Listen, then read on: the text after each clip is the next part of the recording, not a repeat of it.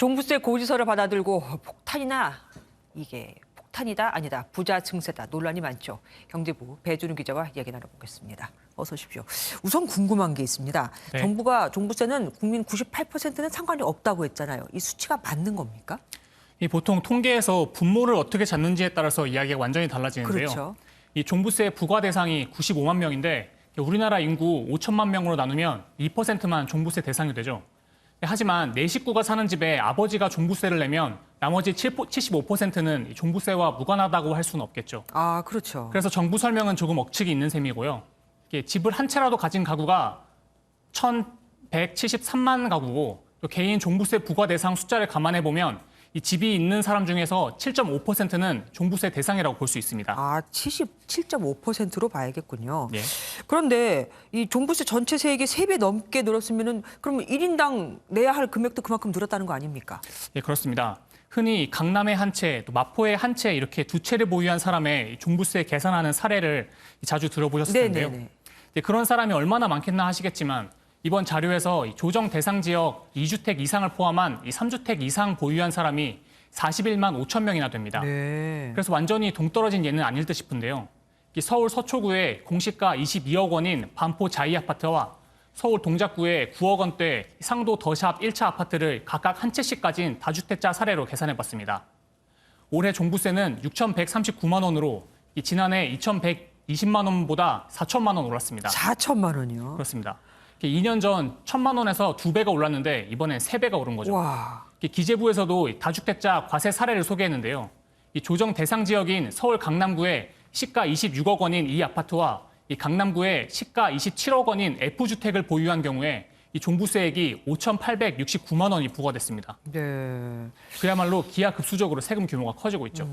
그러니까 다주택자에게 집을 팔던가 아니면 뭐 세금을 많이 내라 징벌적 성격이 있는 것 같습니다. 네. 해외도 이렇게 뭐 세금을 많이 부과하는 게 있습니까? 부동산에? 네, 싱가포르 같은 경우에는 일회성 취득세율을 중과하는데요.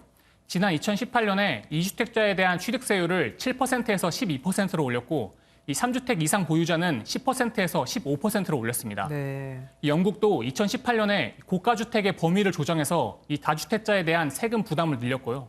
이 프랑스는 순자산이 130만 유로, 그러니까 우리 돈으로 18억 원 정도를 초과하면 우리의 종합부동산세와 유사한 부동산 부유세를 부과합니다. 대신 이들 국가들은 이 팔 때 차익이 붙는 양도세는 상대적으로 낮습니다.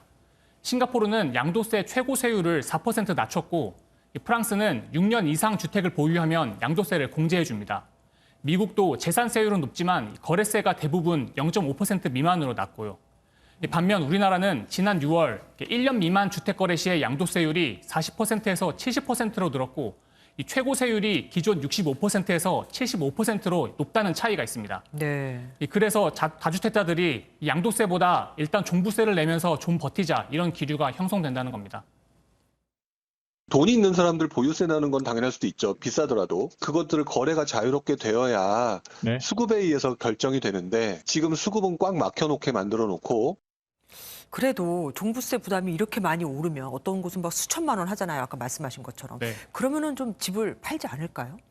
네, 그게 정부의 기대입니다. 하지만 전문가들의 생각은 좀 다른데요. 앞서 말씀드린 것처럼 양도세가 최대 75%까지 높아져 있어가지고 이 집을 팔아서 10억 원의 차익이 생겨도 7억 원을 세금으로 내야 되는 상황입니다. 아. 그러니까 일단 팔 이유가 없다는 거죠. 네. 다만 내년에도 올해만큼 종부세 인상이 예고돼 있고 이 다주택자들이 차익이 적은 주택을 먼저 팔 가능성은 있습니다. 또한 팔기보다는 증여를 택하거나 이 전세나 월세로 세금 부담을 전가할 거라는 우려도 나옵니다. 다주택자들이 지금 전세를 갖고 있던 거를 그 보증보세로 돌릴 거고요. 보증보세로 되어 있는 부분들에서도 그 비용을 더 올리겠죠. 그럼 결국은 세입자에게 그 부담이 돌아 간다는 얘기가 되네요. 네. 내년 대선 앞두고 기다려보자는 의견도 참 있을 것 같습니다. 네. 어떻습니까? 대선 주자들의 종부세 어떤 의견이죠? 윤석열 국민의힘 대선 후보는 이 종부세 전면 재검토를 공약으로 걸었습니다.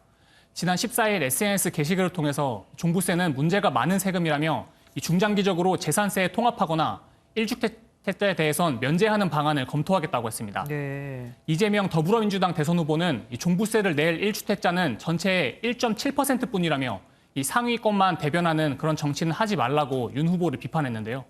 그러면서 모든 토지에 세금을 부과해서 이 부동산 보유 실효세율을 0.17%에서 1.0% 수준으로 올리는 국토보유세를 도입해서 부동산 투기를 억제하겠다고 밝혔습니다. 네, 종부세 부담이 현실화됐으니까 이제 어떤 상황이 만들어질지 두고 봐야겠습니다. 지금까지 배준우 기자와 함께했습니다.